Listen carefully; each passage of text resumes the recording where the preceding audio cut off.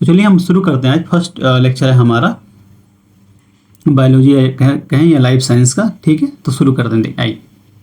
बाकी शुरू कर, ठीक, ओके, ठीक है। देखिए, तो हम यहाँ पे डाल देते हैं हेडिंग कि ये हमारा फर्स्ट चैप्टर है, चैप्टर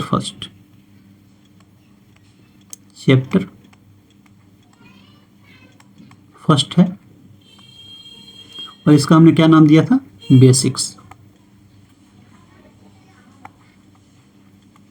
बेसिक्स में आपको बहुत सारा नॉलेज हो जाएगा, ताकि आप इसको बहुत जल्दी ग्रैप्स कर पाएंगे और आप उसको अंडरस्टैंड कर पाएंगे, ठीक है।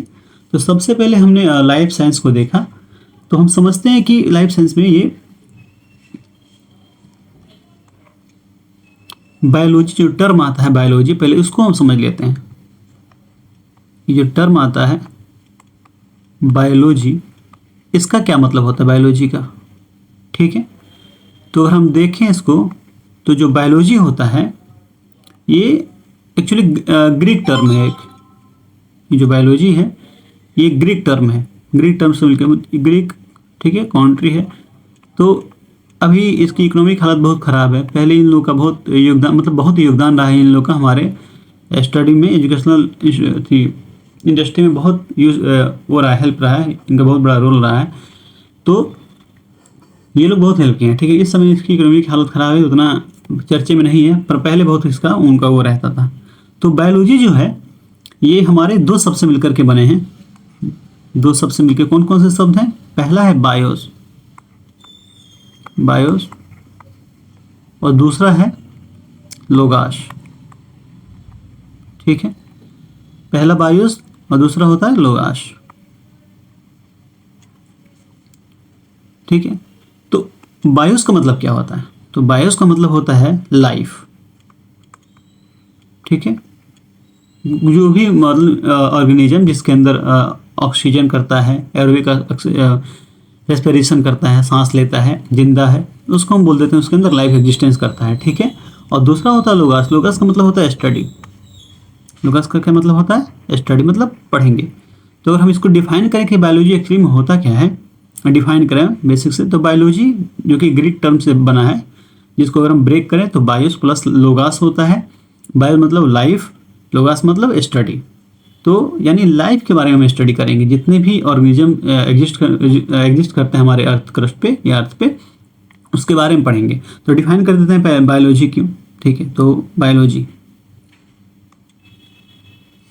बायोलॉजी होता क्या, देखते हैं। बेसिक से हर चीज़ को हम लेके चलेंगे। बाकी जो आपको डाउट हो कि हाँ यहाँ चीज़ें नहीं समझ में आई है, तो फिर हम उसको अलग से डिस्कस कर लेंगे, कोई दिक्कत नहीं है, ठीक है। चलिए शुरू करते हैं। देखिए, बायोलॉजी तो कह सकते हैं इसको हम कि बायोलॉजी साइंस का ही ब्रांच है, जिसमें हम किसके बारे में पढ़ते हैं? ऐसे ऑर्गेनिज्म के बारे में पढ़ते हैं जिनके अंदर लाइफ होता है, ठीक है। तो डिफाइन करते हैं, the branch of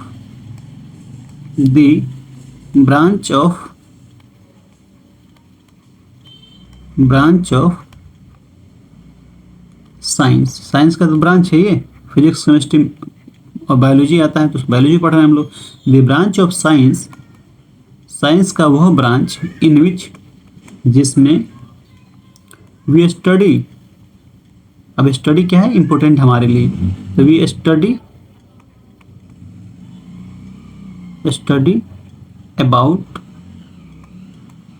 about life, ठीक है, ये हमारा इंपॉर्टेंट है। लाइफ ऑफ एन ऑर्गेनिज्म,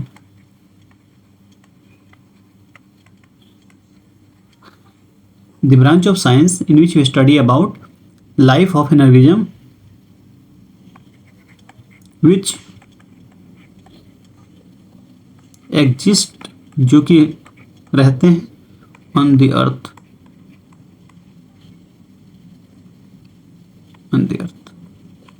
या कहीं भी रहते हैं उससे, यानी मतलब on the earth। तो जो हमारा बायोलॉजी है वो साइंस का ऐसा ब्रांच है जिसके बारे में हम लाइफ के बारे में पढ़ते हैं। किसी भी ऑर्गेनिज्म के लाइफ के बारे में अगर हम पढ़ाई कर रहे हैं तो हम क्या बोल देंगे, उसको बायोलॉजी बोल देंगे, ठीक है। यहाँ तक क्लियर है? अब आगे बढ़ते हैं, देखते हैं। तो एक और चीज़ यहाँ पे आता है कि लाइफ, यहाँ पे हमारा स्टडी अबाउट लाइफ। तो अगर हम लाइफ को देखें स्टडी अबाउट, यहाँ पे लिख लेते हैं स्टडी अबाउट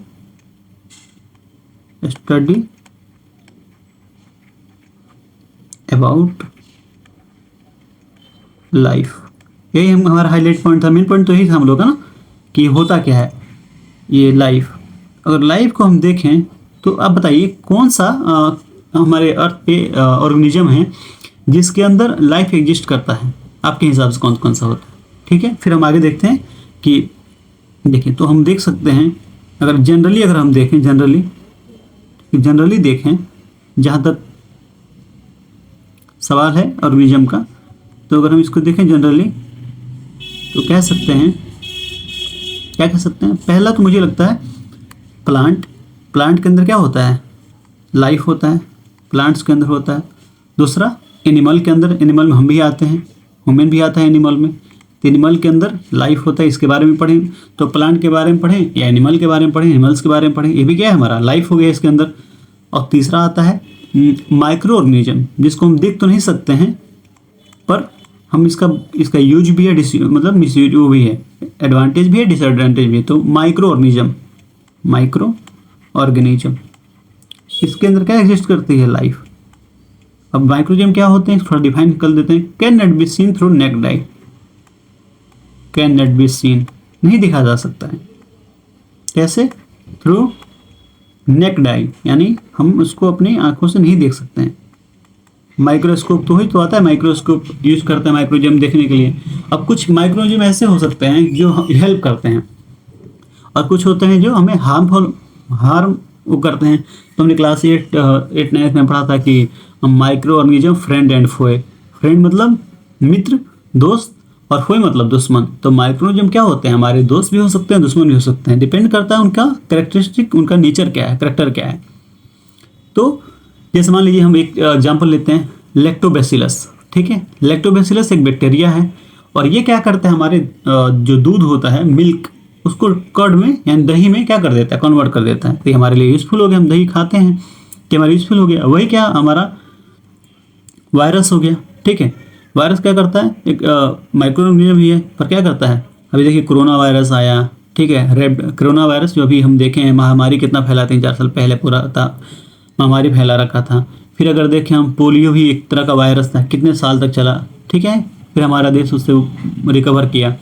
फिर देखें रेबडो वायरस, जो कुत्ते काटते हैं किसी इंसान को तो क्या करते हैं, वो रेबीज इंजेक्ट कर देते हैं उस इंसान में और इंसान को क्या हो जाता है, हाइड्रोफोबिया हो जाता है, पानी से डर लगने लगता है और वो पागल होकर मर जाता है। तो देखिए तो कुछ क्या कर रहे हैं, हमारे हेल्प कर रहे हैं, कुछ क्या होते हैं, फंगस होते हैं। फंगस को देखा जाए तो फंगस क्या करते हैं, हमारी हेल्प करते हैं किस चीज़ में। तो एग्जाम्पल लिया जाए तो ईस्ट एक तरह का क्या है, फंगस है। तो ईस्ट फंगस है, वो हमारे शुगर को कन्वर्ट कर देता है अल्कोहल में। किसको यूज कर लेते हैं हम लोग, ईस्ट का अगर यूज कर लेते हैं तो ये क्या हो गया हमारे लिए, ये हो गया हमारा फ्रेंड हो गया। पर जो हार्म कर रहा था, जैसे खांसी होता है, कफ होता है, हमारे अंदर क्या होता है वायरस वगैरह जो भी वो करते हैं, फिर हमें लगता है हार्म करने, खांसी पे खांसी आने लगता है, फिर हम सिरप आते हैं एंटीवायरस पीते हैं, एंटी बैक्टीरियल सिरप पीते हैं तो सही हो जाता है। तो कुछ फ्रेंड हो गए, कुछ फोए हो गए, ये डिपेंड करता है कि वो उनका नेचर क्या है। ठीक है, तो यहाँ तक क्लियर है। तो एग्जाम्पल, अब माइक्रोऑर्गेनिज्म एग्जाम्पल क्या हो सकते हैं, तो माइक्रोऑर्गेनिज्म के लिए एग्जाम्पल हो सकते हैं। ठीक है, माइक्रोऑर्गेनिज्म के एग्जाम्पल अगर हम देखें तो क्या हो सकते हैं, यहाँ से ले लीजिए ऐसे।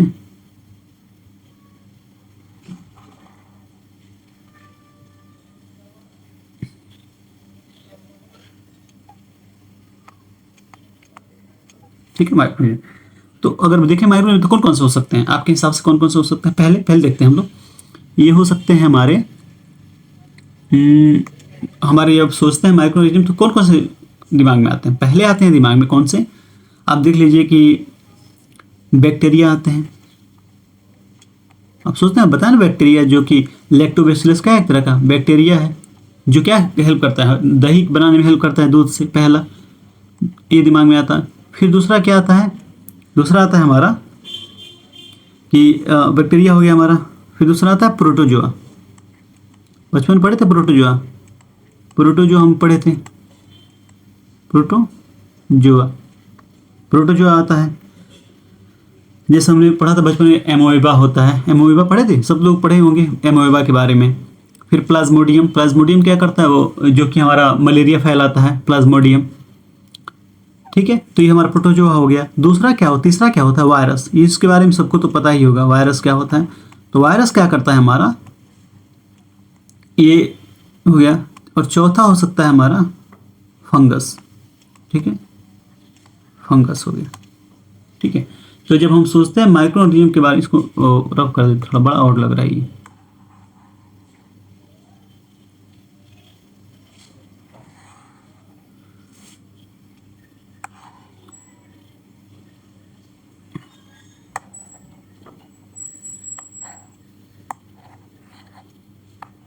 ठीक है, फंगस हो गया, ऐसे लग देते हैं। ठीक है, तो हमारा फंगस हो गया। तो चार तरह के, अगर देखिए एक चीज़ आपको दिमाग में बैठा लेना है परमानेंटली।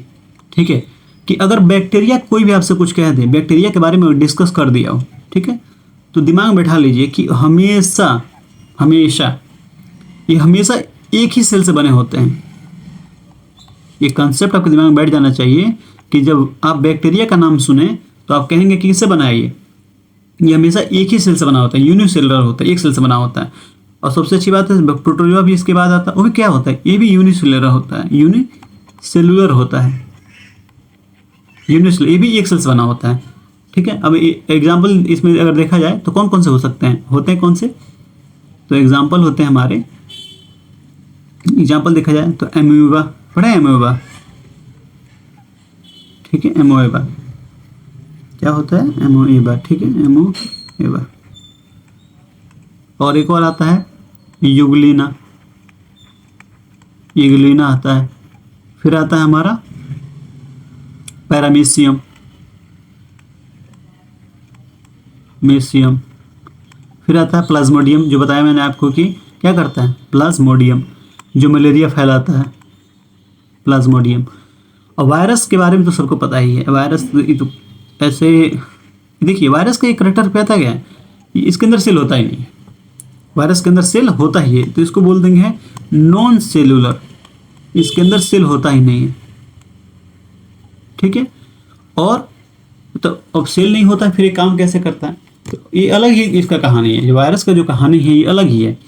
इसका ये है कि अगर ये लिविंग पे है, अगर ये लिविंग पे, जैसे मान लीजिए कोई इंसान, जैसे हम लिविंग है, हमारे अंदर वायरस एंट्री कर गया, ठीक है, तो ये लिविंग की तरफ बिहेव करेगा और हमारे अंदर उस और क्या करेगा, लिविंग के ऊपर रहेगा तो लिविंग की तरफ बिहेव करेगा, और डेड के ऊपर रहेगा, डेड ऑर्गेनिज्म के ऊपर, तो डेड सा बिहेव करेगा। तो ये होता है, तो ये इसको ये कह सकते हैं, इसको ये कह सकते हैं कि अगर लिविंग पे है तो लिविंग की तरफ बिहेव करता है, और क्या कहते हैं, डेड पे है तो डेड की तरफ बिहेव करता है, नॉन लिविंग में तो नॉन लिविंग की तरफ बिहेव करता है। तो इसका ये अपना शेप इतना तेज चेंज करता है ना, अपना शेप, साइज, कलर, अपना कैरेक्टर इतना फास्ट चेंज करता है कि यही वजह है कि इसका वैक्सीन बनाने में बहुत मुश्किल होती है, पकड़ में नहीं आता है ये। अभी आप उसको देखेंगे कि इस शेप का था, ऐसा ये था, इसका एंटीएम बना देते हैं, जैसे बनाने गए पता चल 2 दिन बाद उसका शेप चेंज हो गया। तो इसीलिए देखिए पोलियो हमारे देश में अब जाकर हम लोग पोलियो फ्री हुए, कितने साल से पोलियो ड्रॉप हम बचपन में पीते थे, 2 ड्रॉप जिंदगी के लिए, ठीक है, तो अब तो सही हो गया। और तो इसी तरह से ये अपना से बहुत तेज मतलब जल्दी जल्दी चेंज करता है, तो इसका वैक्सीन बहुत लेट से बनता है, चाहे बहुत देर बाद हम इसको समझ पाते हैं। तो इसको हम कह सकते हैं कि एक लिंक बना देता है, कनेक्टिंग लिंक, एक कनेक्टिंग लिंक कर देता है। कनेक्टिंग लिंक किसके बीच में, कनेक्टिंग लिंक बिटवीन किसके बीच में, लिविंग और लिविंग, क्योंकि अब बिहेव करा कभी लिविंग की तरह, living and non living, non living की तरह क्या कर रहा है ये, नॉन लिविंग। ठीक है, नॉन लिविंग की तरह बिहेव कर रहा है, कभी लिविंग की तरह बिहेव कर रहा है, कभी नॉन लिविंग की तरह बिहेव कर रहा है। तो ये ठीक समझ में आ गया आपको कि बैक्टीरिया जब भी आप नाम सुनेंगे तो कहेंगे ये यूनिसेलुलर होता है, प्रोटोजोआ हमेशा यूनिसेलुलर होगा, वायरस जो होगा हमेशा नॉन सेलुलर होता है, लेकिन ये बहुत खतरनाक होता है क्योंकि अपना शेप साइज बहुत तेज चेंज करता है। देखिए अभी लिविंग में था, लिविंग हो गया, नॉन लिविंग में था, नॉन लिविंग हो गया। अब आता है हमारा कहानी फंगस का। तो फंगस क्या करता है, फंगस का जो है ये हो सकता है, इसका थोड़ा सा अगर देखें फंगस के बारे में, तो फंगस हो सकता है, फंगस ये हो सकता है यूनिसेलुलर भी हो सकता है, यूनिसेलुलर भी हो सकता है, और और मल्टी सेलुलर यानी एक सेल से भी हो सकता है और मल्टी सेल से भी हो सकता है, मल्टी सेलुलर भी हो सकता है। ठीक है, तो ये क्या हो सकता है हमारा, ये हो सकता है हमारा यूनिसेलुलर भी हो सकता है और मल्टी सेलुलर भी हो सकता है। यूनिसेलुलर का एग्जांपल पूछे आपसे तो हम बचपन में पढ़ते थे कि the process in which sugar convert into alcohol with the help of east is called unicellular. यानी अगर हम शुगर को कन्वर्ट कर दें अल्कोहल में with the help of east, यानी ईस्ट का हेल्प लेकर के, तो उसको हम क्या बोल देते थे, फर्मेंटेशन प्रोसेस बोल देते थे। आगे हम इसको और अच्छे से मतलब अच्छे से पढ़ेंगे एक्सप्लेन डिस्क्रिप्टिव वे में। तो यूनिसेलुलर के एग्जांपल क्या हो, ये सिंगल सेल से बना होता है, इसको बोलते हैं ईस्ट, यानी एक ही सेल से ईस्ट बना होता है।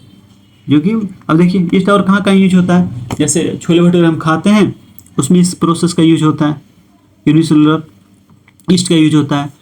और अभी हमने बताया अल्कोहल में इसका यूज होता है। उसी तरह से मल्टीसेलुलर क्या होता है, मल्टीसेलुलर मशरूम, अब देखें मशरूम लोग खाते हैं, मशरूम, तो जो मशरूम है वो किसका एग्जाम्पल है, फंगस, ये फंगस ही होता है। किस कौन सा फंगस, मशरूम हो गया हमारा।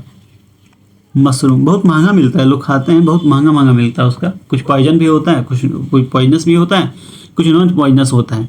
तो ये हमारा यहाँ तक हमने देखा कि biology, BIOS plus life, bio मतलब लाइफ, लोगस में से स्टडी, और बायोलॉजी एक ऐसा ब्रांच है साइंस का जिसमें हम लाइफ के बारे में स्टडी करते हैं, जो कि अर्थ पे एग्जिस्ट करते हैं। और फिर हम देखा लाइफ, लाइफ एक टर्म आया, फिर हमने लाइफ को क्या किया, अच्छे से समझा कि ये जो लाइफ है हमारा, ये जो हमारा लाइफ था, इसको हमने फिर अच्छे से समझा कि होता क्या है। तो लाइफ यहाँ तक हम देख लेते हैं अच्छे से। लाइफ ये हमारा हाईलाइटेड पॉइंट था, सब कहानी तो यहीं से शुरू हुआ था। ठीक है, लाइफ, लाइफ, ठीक है, तो ये हमारा लाइफ हो गया। तो फिर हमने भी देखा कि लाइफ किसके अंदर होता है, तो लाइफ होता है हमारे किसके अंदर, ये होता है प्लांट के अंदर होता है, एनिमल के अंदर होता है, माइक्रो ऑर्गेनिज्म के अंदर होता है, और एनिमल के अंदर होता है। ठीक है, और फिर हमने देखा माइक्रोनिज्म क्या होते हैं, can not be seen through necked आई, आंखों से हम देख नहीं सकते हैं।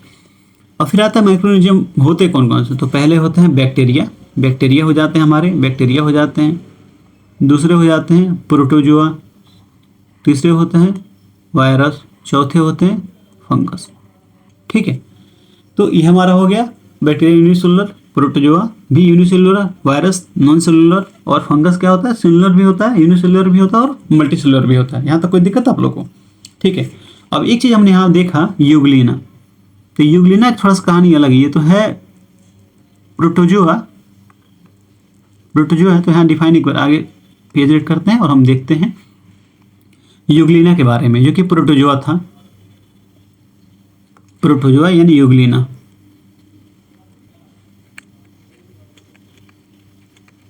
अब यूग्लिना क्या होता है, ठीक है, यूग्लिना, यूग्लिना का जैसे वायरस का करेक्टर क्या था कि कभी लिविंग की तरह बिहेव कर रहा है, कभी नॉन लिविंग की तरह बिहेव कर रहा है, तो हमने उसको बोल दिया कि connecting link between living and non living, उसको बोल दिया बीच की कड़ी का काम कर रहा है। वैसे जो यूग्लिना है ना, ये है तो प्रोटोजोआ। ठीक है, तो होना चाहिए इसको क्या, एनिमल, एनिमल टाइप का बिहेव करना चाहिए।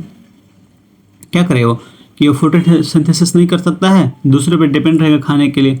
पर यूग्लिना एक ऐसा प्रोटोजोआ है जो क्या करता है, फोटोसिंथेसिस भी करता है। ठीक है, अब कहानी चेंज हो गई यहाँ पे।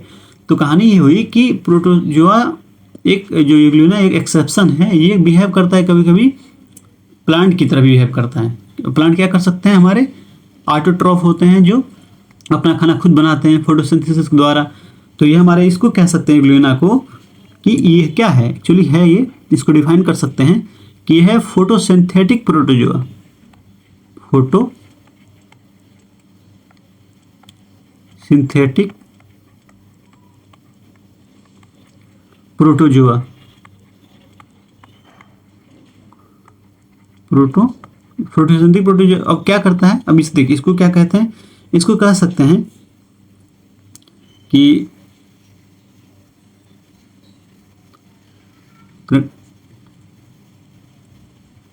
ठीक है। फोटोसिंथेसिस किसको कहते हैं कि कभी प्लांट की तरह बिहेव कर रहा है, कभी एनिमल की तरह बिहेव कर रहा है, तो इसको कह देंगे हम कि कनेक्टिंग लिंक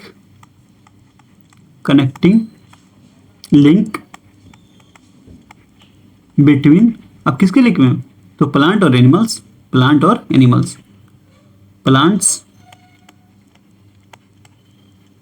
एंड एनिमल्स। ठीक है, तो ये प्रोटोजोआ हो गया हमारा, दोनों तरह बिहेव करता है। अब देखिए बायोलॉजी जो टर्म था, बायोलॉजी उसको किसने दिया था, अगर हम देखें बायोलॉजी का जो टर्म था वो किसने दिया था, तो द टर्म बायोलॉजी सबसे पहले किसने दिया था, तो देखते हैं। The term biology was given by, किसने दिया था, गिवन बाय जीन लेमार्क। पहले किसने दिया था, जीन लेमार्क। ठीक है, तो इसको हाईलाइट कर देते हैं, जीन लेमार्क। दूसरा थॉमस बेडॉस, एक इसमें से थॉमस बेडॉस, और एक थे ट्रेविरेनस।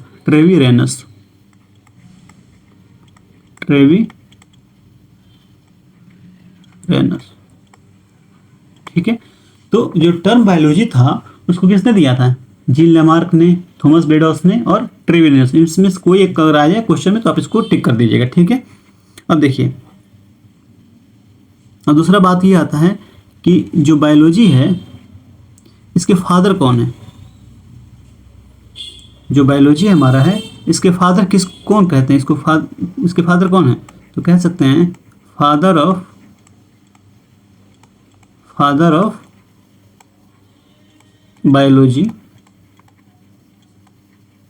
ठीक है, फादर ऑफ बायोलॉजी कहते हैं इसको, अरस्तु को बोलते हैं। किसको बोलते हैं, फादर ऑफ बायोलॉजी हम बोलते हैं अरस्तु को।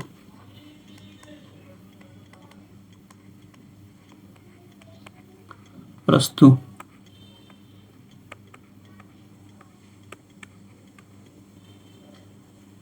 ठीक है, अरस्तु को क्या बोलते हैं, फादर ऑफ बायोलॉजी बोलते हैं।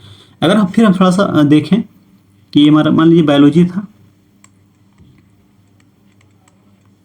बायोलॉजी, अगर बायोलॉजी को भी अगर हम क्लासीफाई कर देते हैं, अगर हम बायोलॉजी को क्लासीफाई कर देते हैं कि कितने तरह का बायोलॉजी में कौन कौन से आते हैं, तो देखिए बायोलॉजी को हम क्लासीफाई करते हैं।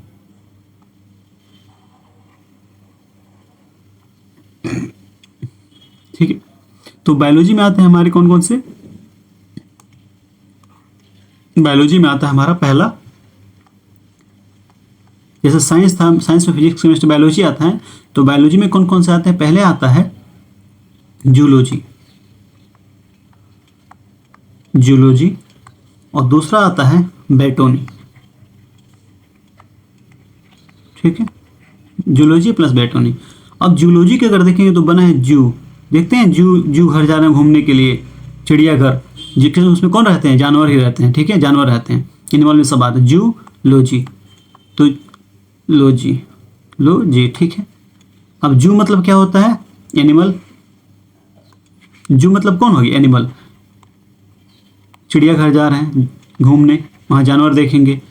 लोगस मतलब स्टडी, यानी साइंस का वो ब्रांच, बायोलॉजी का वो ब्रांच, ये बायोलॉजी का वो ब्रांच जिसमें हम एनिमल के बारे में स्टडी करते हैं, एनिमल के बारे में क्या करते हैं, स्टडी करते हैं, उसको हम क्या बोल देते हैं, उसको बोलते हैं जूलॉजी। उसको क्या बोलते हैं, जूलॉजी। अगर अब बॉटनी तो कहेंगे बायोलॉजी का वो ब्रांच जिसमें हम किसके बारे में पढ़ते हैं, प्लांट के बारे में पढ़ते हैं।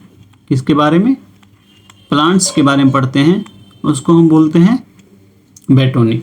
ठीक है, तो बायोलॉजी दो तरह क्लासिफाई हो गया, पहला जूलॉजी, दूसरा बॉटनी। जूलॉजी मतलब जिसमें एनिमल के बारे में पढ़ेंगे उसको जूलॉजी बोल देंगे, और जिसमें प्लांट के बारे में पढ़ेंगे उसको हम बायोलॉजी बॉटनी बोल देंगे। अब जो इसके फादर हैं, इसके जो फादर हैं, इसके फादर जूलॉजी के, वो भी कौन से हैं, कौन है, वो भी हैं अरस्तु, अरस्तु ही है, अरस्तु। ये कौन है, फादर ऑफ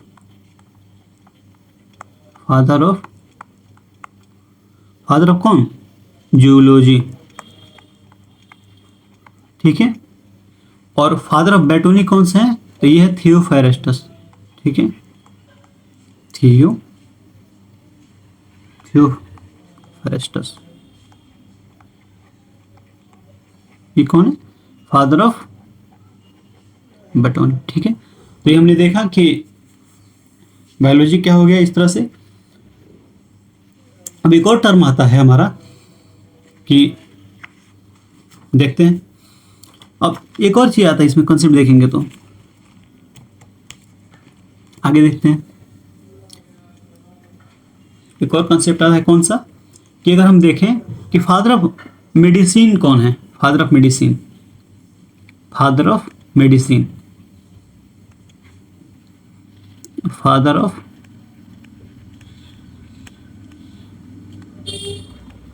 ऑफ मेडिसिन कौन है,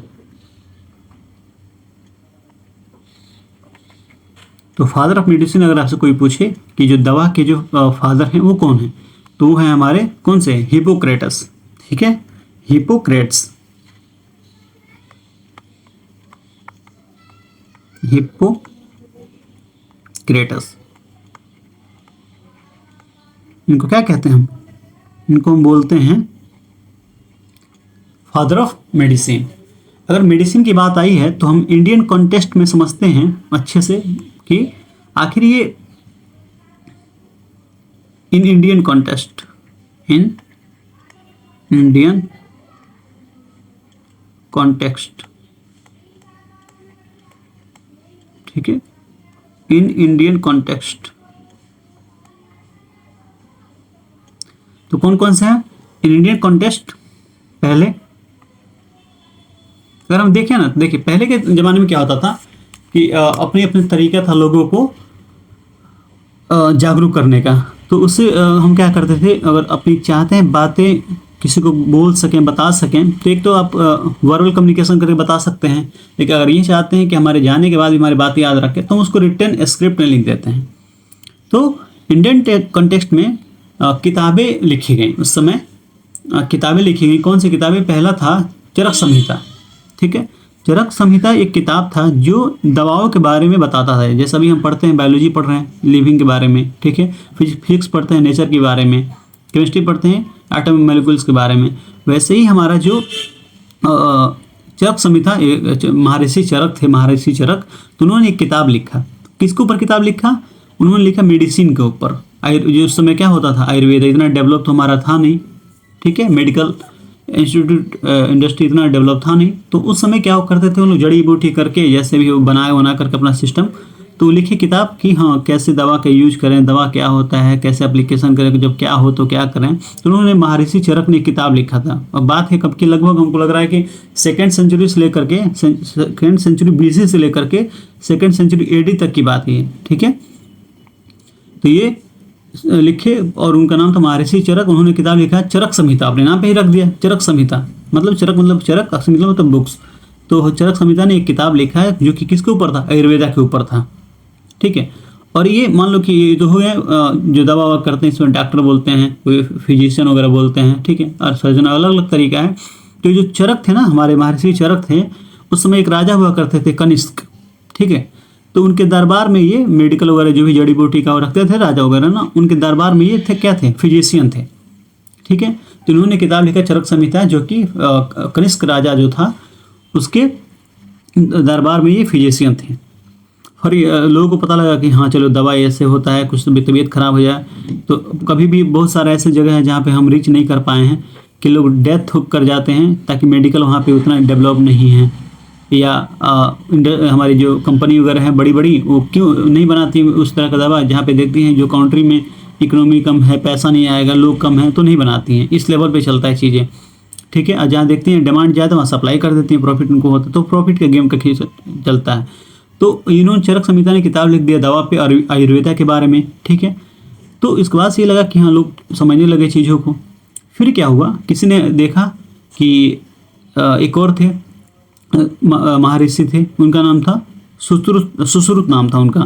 तो उन्होंने सुश्रुत नाम था, उन्होंने लिख दिया किताब, उन्होंने भी मेडिसिन पे ही किताब लिखा था, पर उनका जो मेन फोकस था उस सर्जरी को लेकर के था कि सर्जरी कैसे करते हैं, लोगों को लेकर के कि सर्जरी कैसे करते हैं। तो मेनली इम्फेसाइज उन्होंने किया था, फोकस किया था सर्जरी पे। तो लोग कहते हैं कि वो सर्जरी का किताब था, पर सर्जरी का नहीं था, वो किताब था किसका, मेडिसिन का ही किताब था, पर उस ज़्यादा फोकस कर दिए थे किस पे, सर्जरी पे। तो लोग बोल देते हैं सर्जरी किताब था, पर एक्चुअली वो मेडिसिन का किताब था। तो मेडिसिन का किताब कितना हो गया, एक क्या चरक संहिता हो गया, और दूसरा हो गया सुश्रुत संहिता, जो कि कौन लिखा था, हमारा महर्षि सुश्रुत ने लिखा था। अब उस समय क्या था, फिर लोग क्या करते थे, लोगों को ये लगता था कि बिलीफ था पहले कि भगवान को खुश करने के लिए और योग वगैरह किया करते थे पहले के राजाओं, अपना अपना बिलीफ सिस्टम था उन लोगों का। तो वो तो योगा की किताब लिखा गया, योग के बारे में लिखा गया। तो अब क्या था, योग लोग कर रहे हैं, तो योगा सूत्र लिखा गया। योगा सूत्र, योगा कितना अच्छी चीज़ है हमारे लाइफ के लिए, ठीक है, कि हम उसको इम्प्लीमेंट करके आदमी, देखिए शिल्पा शेट्टी को ले लीजिए, चाहे जितने भी हमारे बॉलीवुड सेलिब्रिटी वगैरह हैं लोग, चाहे बड़े बड़े, तो वो लोग खुद पे बहुत काम करते हैं, योगा करते हैं, जंक फूड से बचते हैं, ताकि अपने आप को फिट रख सकें। हेल्थ इज वेल्थ वाला कंसेप्ट जो उनका है। और देखिए नए के नए दिखते रहते हैं। तो डिपेंड करता है कि हम चीज़ों को कैसे एनालिसिस करते हैं, पढ़ते हैं, समझते हैं, फिर उसको कैसे अप्लाई करते हैं, ताकि हमारे वो डेली लाइफ में हमें दिखता है। तो पहला किताब था हमारा, तो हमने पढ़ा पहला कि चरक, महर्षि चरक ने जो लिखा था उसको चरक संहिता बोल दिया था। सुश्रुत, महर्षि सुश्रुत ने लिखा था उसको सुश्रुत संहिता बोल दिया था, कि अपने नाम पे ही किताब रख दिया उन्होंने। फिर क्या हुआ, योगा सूत्र लिखा गया, महर्षि पतंजलि थे, उन्होंने लिखा सुश्रुत संहिता किताब लिख दिया, ये 3 किताब हो गया। फिर महर्षि पतंजलि ने 2 किताब लिखी थी, एक था योगा सूत्र और दूसरा था पहला था योगा सूत्र और दूसरा था हमारा कौन सा, महाभाष्य था। महाभाष्य एक किताब था जो कि महर्षि पाणिनि ने लिखी थी संस्कृत में, उस पर ये कमेंट कर दिए थे, कमेंट करके महाभाष्य लिखा था, ठीक है। तो इसको हम थोड़ा सा एक बार क्या कर लेते हैं, लिख लेते हैं, फिर उसको समझते हैं कि कहाँ क्या दिक्कत है, ठीक है। तो फादर ऑफ मेडिसिन हमारे कौन से हो गए, फादर ऑफ मेडिसिन हो गए हमारे हिप्पोक्रेटस। और मेडिसिन की बात आई तो हमने सोचा कि इसको अच्छे से डिस्क्राइब कर लेते हैं, ठीक है, ठीक है। तो एक बार देखते हैं, चलिए देखते हैं। पहले तो लिखते हैं चरक संहिता,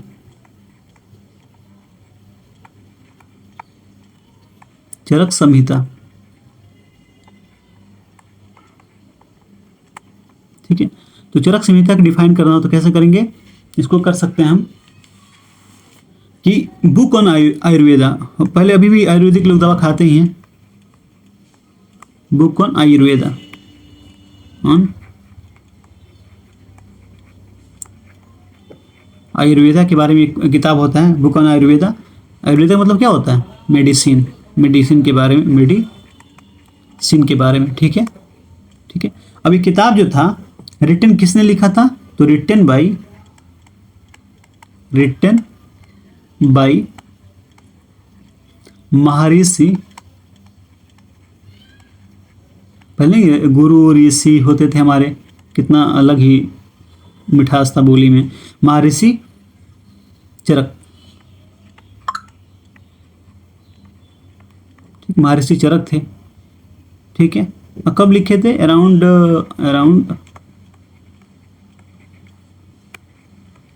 2nd सेंचुरी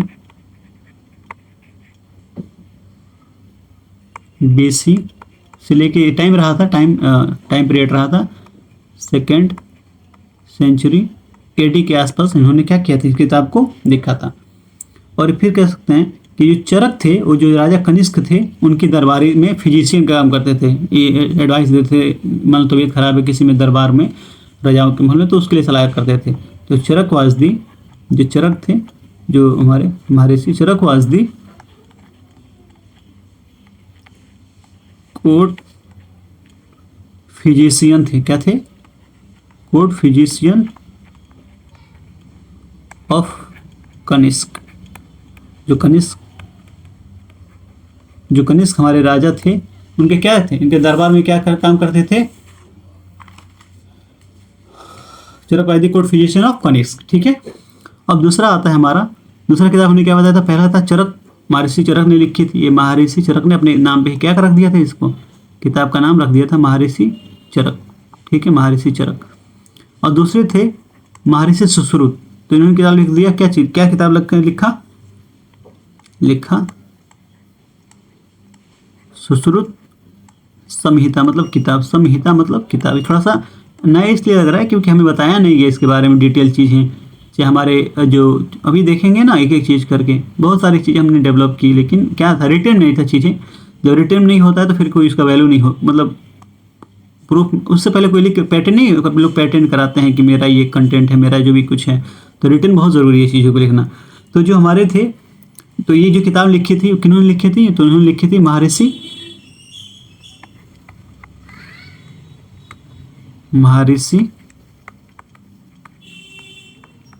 सुश्रुत ने लिखी थी। ठीक है, महर्षि सुश्रुत ने लिखी थी around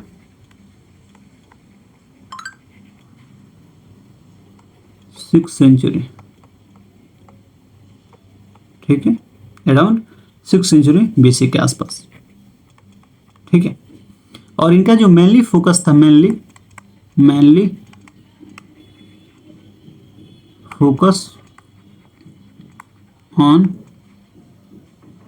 focus on surgery.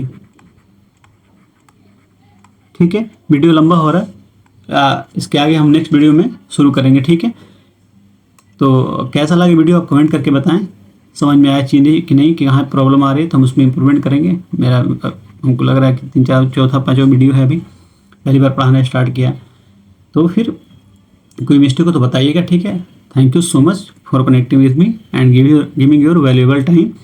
Thank you so much.